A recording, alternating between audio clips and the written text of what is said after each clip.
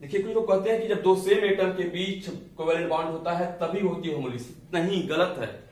दो different atom देखिए यहाँ पे है, यहाँ भी होगी होमोलिसिस। होमोलिसिस कंडीशन से होती है।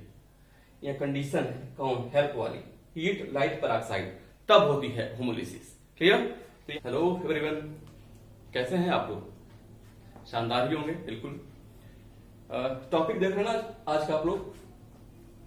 एक्चुअली हम ला रहे हैं आपके लिए जीओसी की सीरीज। जीओसी मतलब जनरल ऑर्गेनिक केमिस्ट्री, और ऑर्गेनिक केमिस्ट्री पढ़ना है तो उसमें जीओसी का बहुत बड़ा रोल है। तभी आपकी ऑर्गेनिक केमिस्ट्री अच्छी हो सकती है। अगर जीओसी अच्छी है तो मतलब जनरल ऑर्गेनिक केमिस्ट्री, है ना। और उसमें सबसे बड़ा टॉपिक, जो मेन टॉपिक है, वो कौन कौन होते हैं? कंजुगेशन, हाइपर कंजुगेशन और रेजोनेंस, है ना। होते ही नहीं? हाँ बिल्कुल होते हैं। तो और इसमें अक्सर बॉन्ड टूटता है और बॉन्ड बनता है। बॉन्ड ब्रेकिंग नहीं, बॉन्ड फिशन होता है। बॉन्ड टूटता ही नहीं। जब बॉन्ड टूटता है तो पहले हमने सोचा कि क्यों ना पहले हम लोग बॉन्ड टूटने को अच्छे से समझ लेते हैं।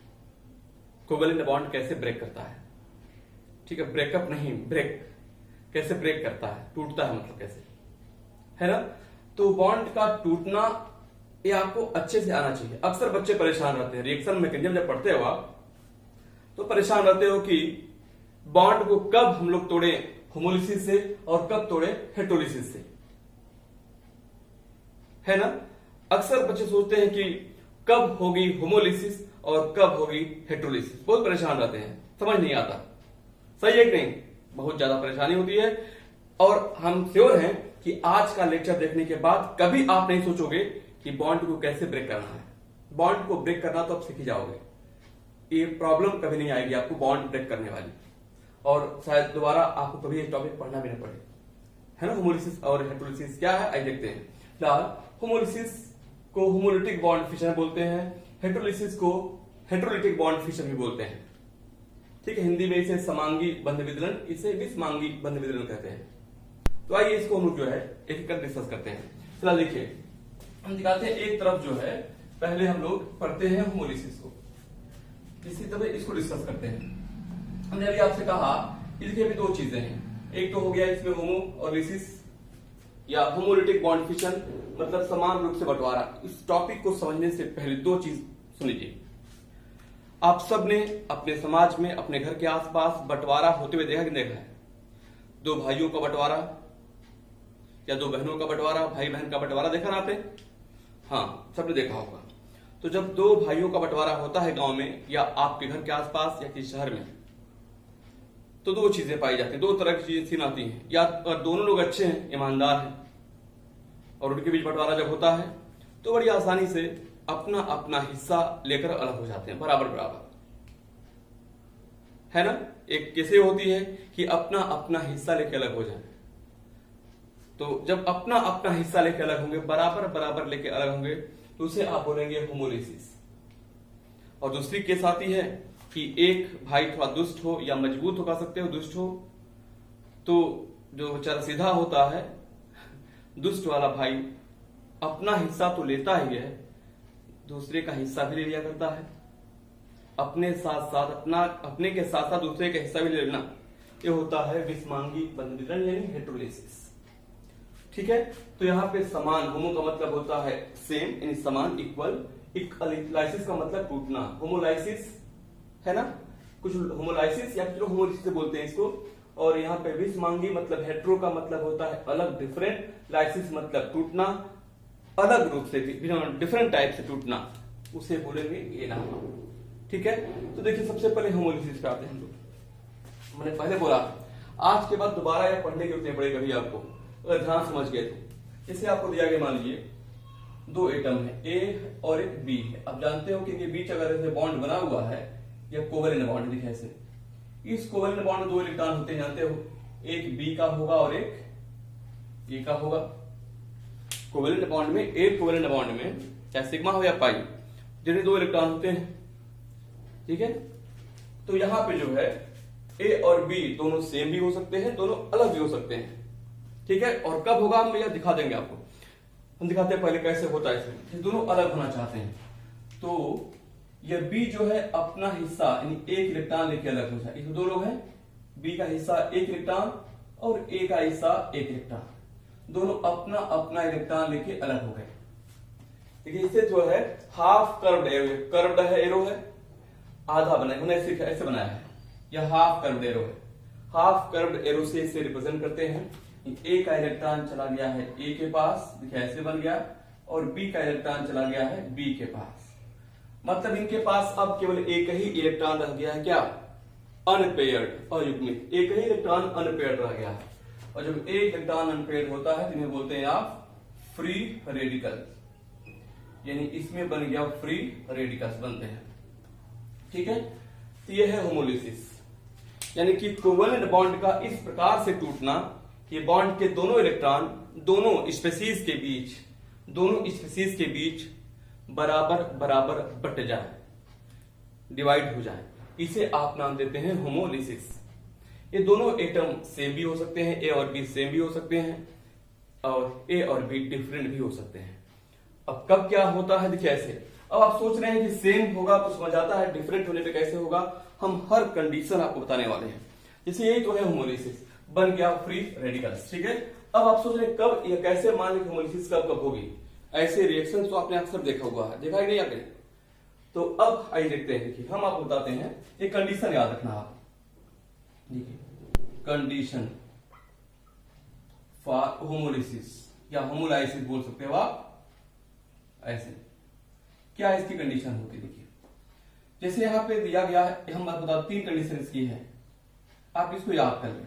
हेल्प, इसमें 3 शब्द कि इसमें सबसे पहले क्या दिया है हीट, He का मतलब हीट। अगर किसी रिएक्शन को more than or equal to 500 kelvin पे हीट किया जा रहा हो तो निश्चित रूप से उस कोवेलेंट बॉन्ड की होनी है होमोलिसिस हो। याद रखना, more than or equal 500 kelvin, तो उस रिएक्शन में बॉन्ड की होगी क्या? होमोलिसिस, चाहे वो बॉन्ड दो सेम एटम के बीच में हो चाहे डिफरेंट के बीच में हो। ठीक है, अभी दिखाते हैं आपको। दूसरा यहाँ पे देखिए एल लिखा हुआ है, एल का मतलब यहाँ लाइट है, लाइट का मतलब यहाँ पे एच न्यू फोटोन ऐसे लिखा रहेगा, तो भी आप समझ जाना कि यहाँ पे होने वाली है होमोलिसिस। 2 पॉइंट हो गए। तीसरा पी लिखा है यहाँ पे, पी का मतलब यहाँ पे पराऑक्साइड, वो भी ऑर्गेनिक पराऑक्साइड होना चाहिए। पराऑक्साइड कैसा? ऑर्गेनिक पराऑक्साइड जानते हो नहीं आप? यहाँ पे ऑक्सीजन के बीच सिंगल बॉन्ड जब होता है तो ये पराऑक्साइड बॉन्ड है।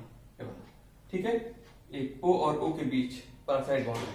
अब यहाँ पे ऑर्गेनिक पराऑक्साइड देखिए, इसको जानते ना, यह है हाइड्रोजन पराऑक्साइड। या इस H को हटा के यहाँ पे देखिए, जो यहाँ पे यूज होता है जनरल केमिस्ट्री में, वह है C6H5 यहाँ होता है, इसे बोलते हैं बेंजोइल पराऑक्साइड। यही जनरली आपकी केमिस्ट्री में यूज होता है, बेंजोइल पराऑक्साइड जैसे। ठीक है, तो हम लोग जो है ऑर्गेनिक पराऑक्साइड की अगर हीट किया जा रहा हो 500 या इससे ज्यादा पे, या लाइट की प्रेजेंस हो, H न्यू लिखा रहे, या ऑर्गेनिक पराऑक्साइड मौजूद रहे, ये वाला कंपाउंड, समझ जाना उस कोवेलेंट बॉन्ड की होगी हमेशा होमोलिसिस। और जब एक कंडीशन नहीं होगी समझ जाना होगी वहां पे हेट्रोलिसिस। पर इसको हम लोग और भी एग्जाम्पल देख लेते हैं, उसके बाद इस टॉपिक पे आते हैं। यानी आपके लिए 3 कंडीशन हो गई, एक तो हो गई हीट किया जा रहा हो, दूसरा हो गया लाइट की प्रेजेंस हो, या तीसरी कंडीशन हो पराऑक्साइड मौजूद, तभी वहां पे होती है होमोलिसिस। और कोई ऐसी कंडीशन नहीं है जहां पे होती हो होमोलिसिस। आपके मन में कुछ सवाल आ रहे होंगे, अभी हम दिखाते हो भी करके आपको। ठीक है, फिलहाल जैसे आपको याद हो तो आपने जब पढ़ा होगा एल्केन का फ्री रेडिकल सब्स्टिट्यूशन रिएक्शन, तो वहां पे Cl और Cl के बीच ऐसे कोवेलेंट बॉन्ड रहा होगा। और आप जानते हो Cl के लास्ट के सेल में इलेक्ट्रॉन कितने होते हैं? 7 होते हैं ना। देखिए ऐसे एक Cl के लास्ट में 6 इधर और एक इलेक्ट्रॉन बॉन्डिंग में चला गया है, 2 4 6 और ये 7 ऐसे होता है। अब यहां पे देखिए ऐसे लिखा रहता है H न्यू, ठीक है, या केवल लाइट लिखी रहेगी। तो यहाँ पे Cl दोनों सेम एटम है, दोनों सेम एटम है ना, तो दोनों अपना अपना इलेक्ट्रॉन लेके अलग हो जाते हैं। मतलब भाई एक इलेक्ट्रॉन इस बॉन्डिंग में, एक इलेक्ट्रॉन इस कोवेलेंट बॉन्ड में, एक इलेक्ट्रॉन Cl का है, एक इलेक्ट्रॉन Cl का है, तो दोनों अपना अपना इलेक्ट्रॉन लेके अलग हो जाते हैं। मतलब ये चला गया इसके पास और ये वाला इलेक्ट्रॉन चला गया इसके पास। देखिए ऐसे Cl हो गया इनके पास इन 2 4 6 और एक 7। एक और Cl से बनेगा 2 4 6 और एक 7। ठीक है, ऐसे चाहे इसको आप साथ साथ कर दो, क्या 2Cl ऐसे कर दो। ठीक है, यह हो गया होमोलिसिस। तो कुछ लोग सोच रहे हैं कि ऐसा है क्या, ऐसा कहीं ऐसा तो नहीं कि जब दोनों एटम सेम होंगे तभी होगी होमोलिसिस? ऐसा बिल्कुल नहीं है। देखिए जैसे आपने अगर पढ़ा हो HBr, याद आ रहा कुछ?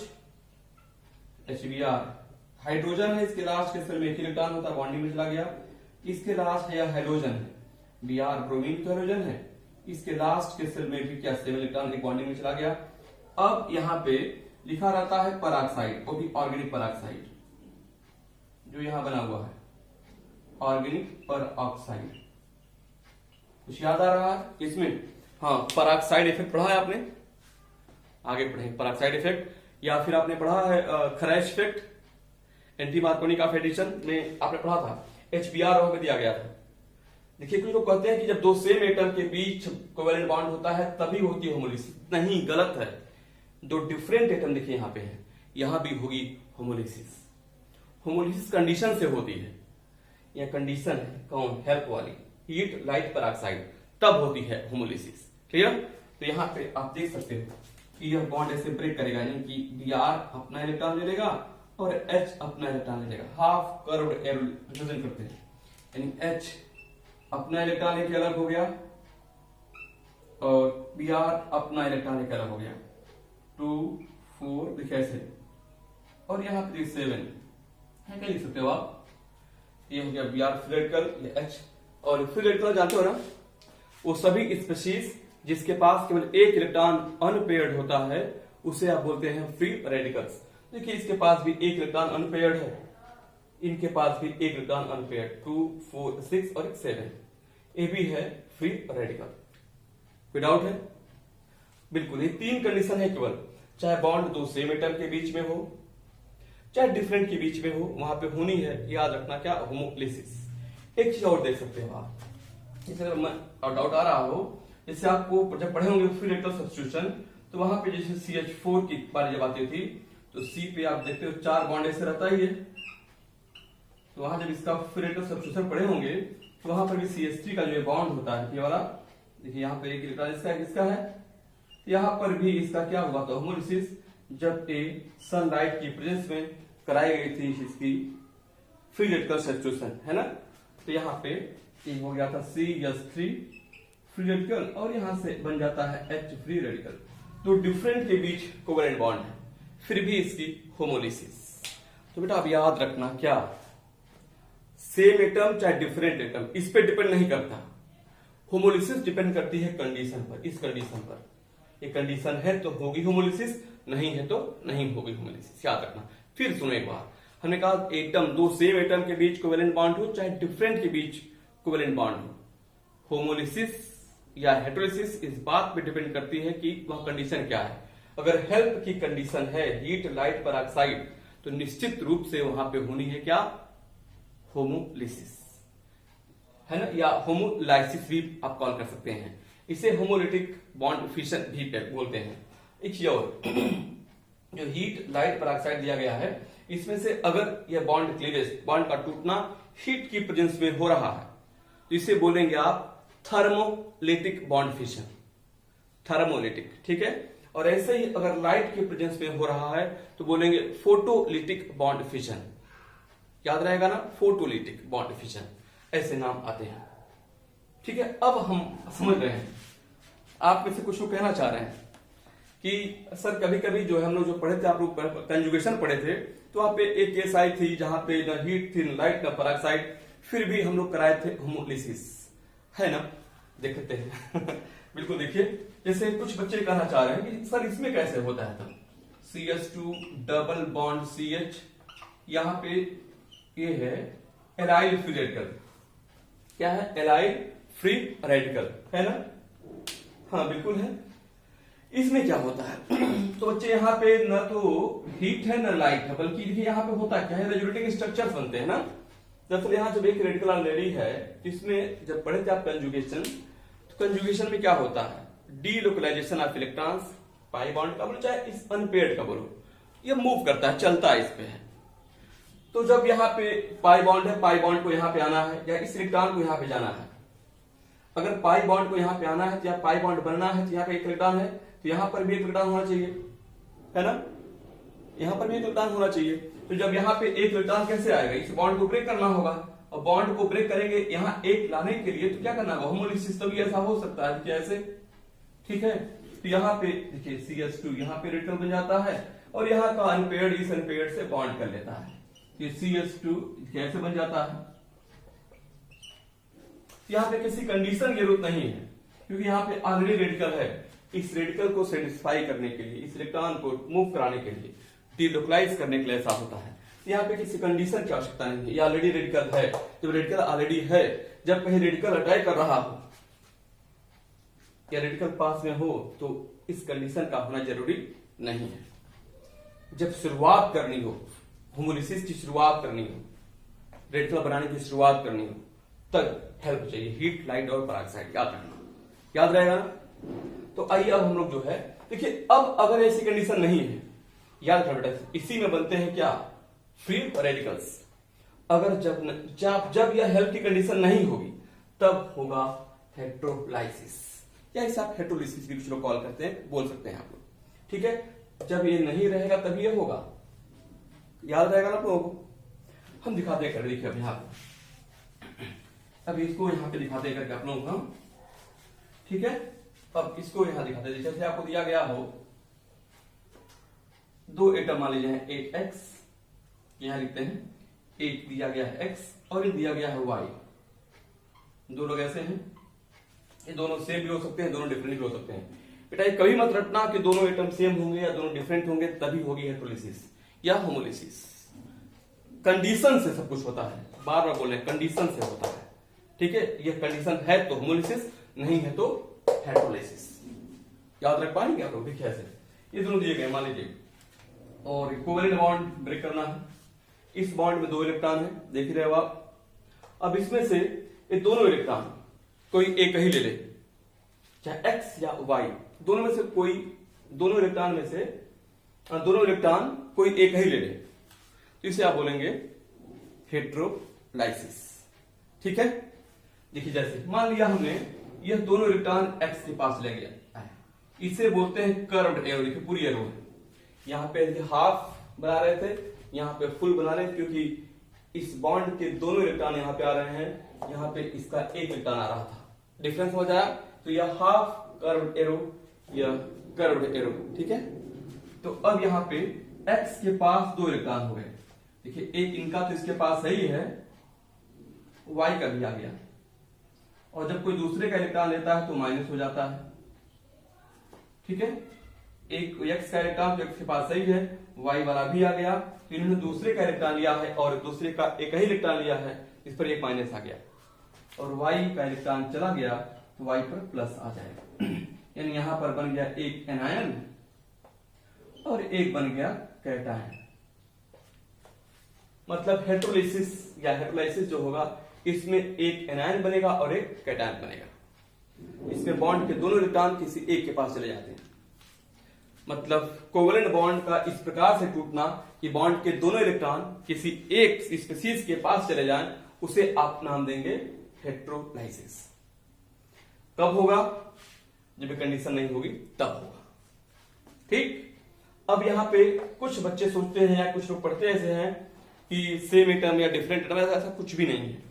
जैसे यहाँ पे दिया गया, मान लीजिए अगर दोनों सेम एटम है, जैसे Cl दिया गया, मान लीजिए देखिए यहाँ पे ऐसे, आप जानते हैं इसके लास्ट के सेल में इलेक्ट्रॉन होते हैं 7, 6 और एक साथ बॉन्डिंग में चला गया है 2, 4, 6 और एक 7, ठीक है।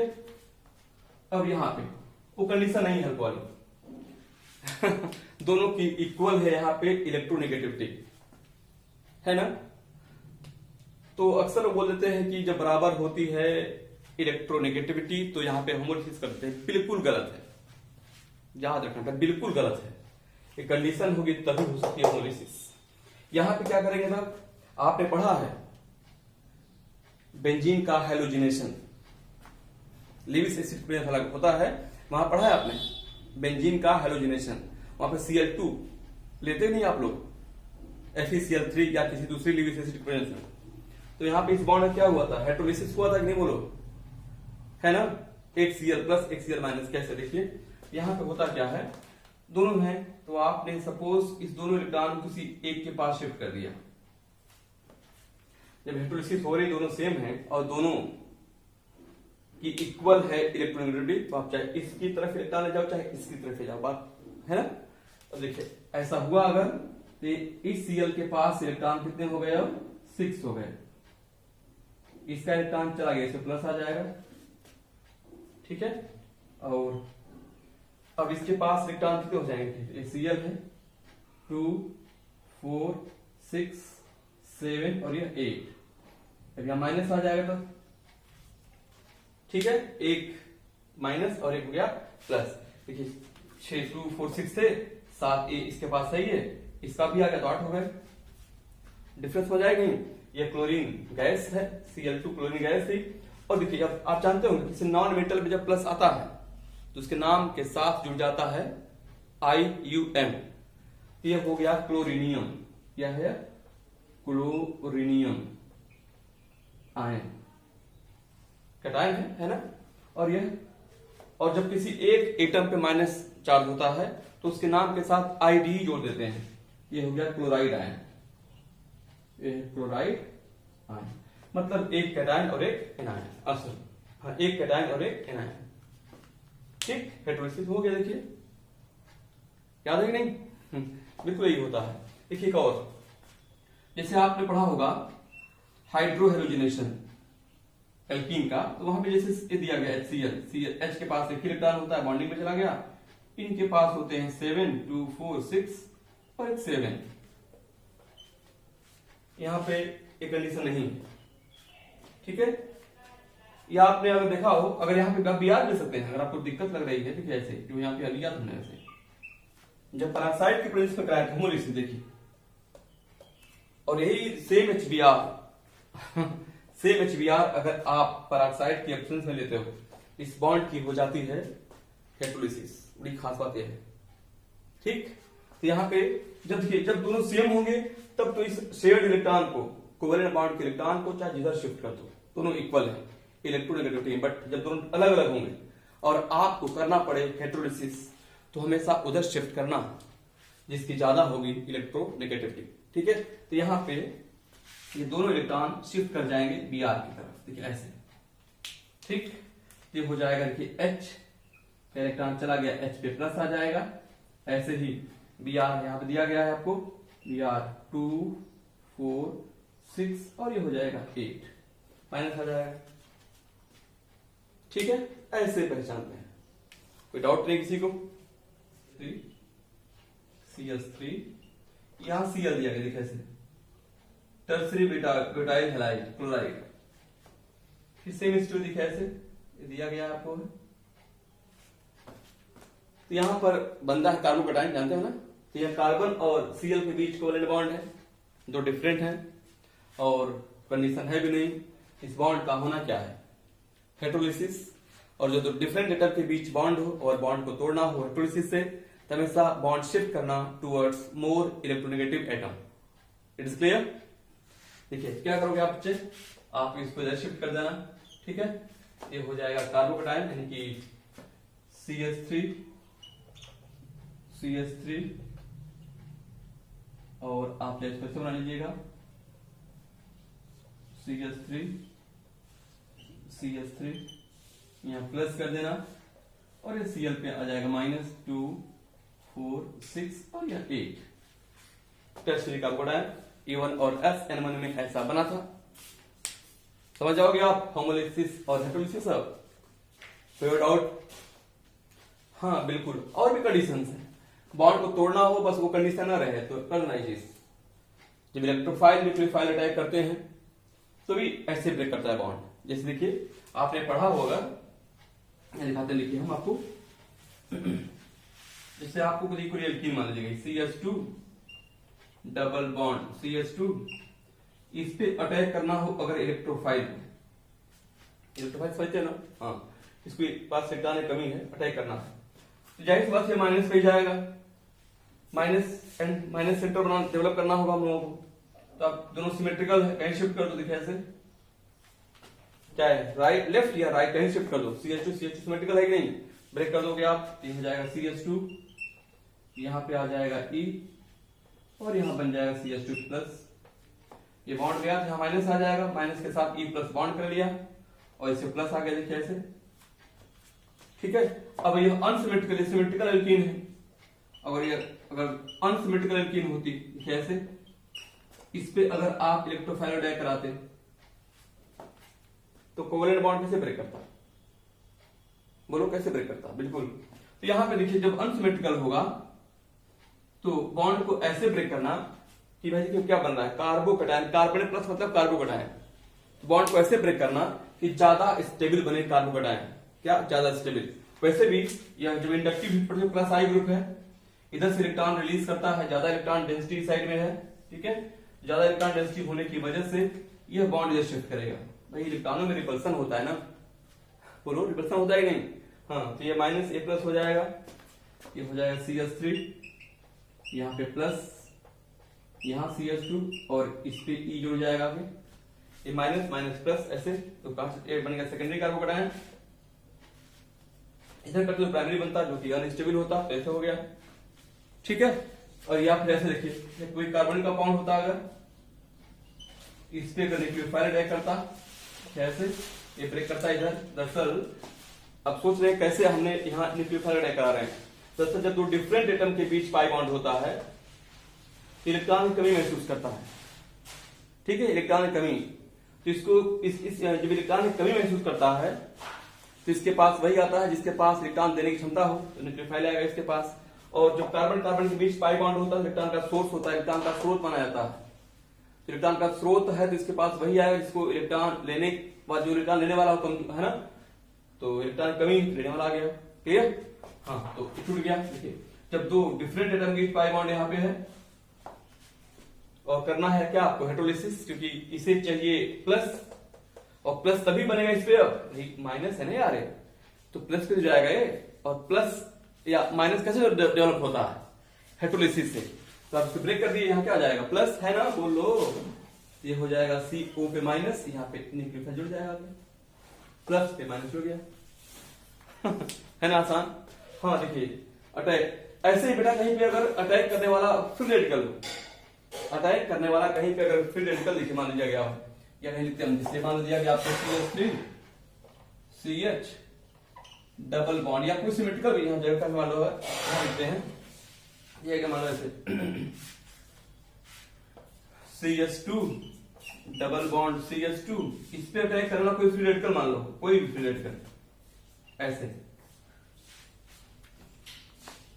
है ना, तो भाई एक इसके पास सही है तो वही जुड़ सकता है जिसके पास इलेक्ट्रॉन एक रहेगा, जिसके पास इलेक्ट्रॉन एक रहेगा, तब आप इसको से ब्रेक कर देना ऐसे होमोलिसिस से, ठीक है, ऐसे ये रेडिकल बन जाएगा, दोनों सिमेट्रिकल कहीं भी ब्रेक कर दो आप, तो ऐसे कर देना, कोई डाउट हो बोलो, है ना। ये कंडीशन इनिशिएट करने के लिए है, रेडिकल बने करके दिक्कत नहीं, फिर जब अटैक करना है तो ऐसे पहचानते हैं, कोई डाउट है, यह देख लीजिए होमोलाइसिस एंड हेटेरोलाइसिस। उम्मीद करते हैं आप सबको समझ आया होगा, कोई डाउट है, बहुत बेहतरीन, बस आप हेल्प याद रखना, हेल्प मतलब होमोलिसिस, ठीक है, अगर ये नहीं है तो हेटेरोलिसिस, कोई इसका एक्सेप्ट नहीं है। और अगर आपके माइंड में कुछ आ रहा हो कि रेडिकल्स कब कब बनते हैं, रेडिकल्स कब कब बनते हैं हम आपको अलग से बताएंगे, क्योंकि आप सोच रहे केवल होमोलिसिस से रेडिकल बनते, तो ऐसा नहीं है, दो केसेस और भी नोन है, इसके अलावा होमोलिसिस के बाद दो केसेस नोन है, वो आपको अलग से बताएंगे, हेडिंग होगी कब बनते हैं फ्री रेडिकल्स। आज इतना ही, थैंक्स फॉर वॉचिंग अच्छा लगा इतनी देर तक झेला आपने।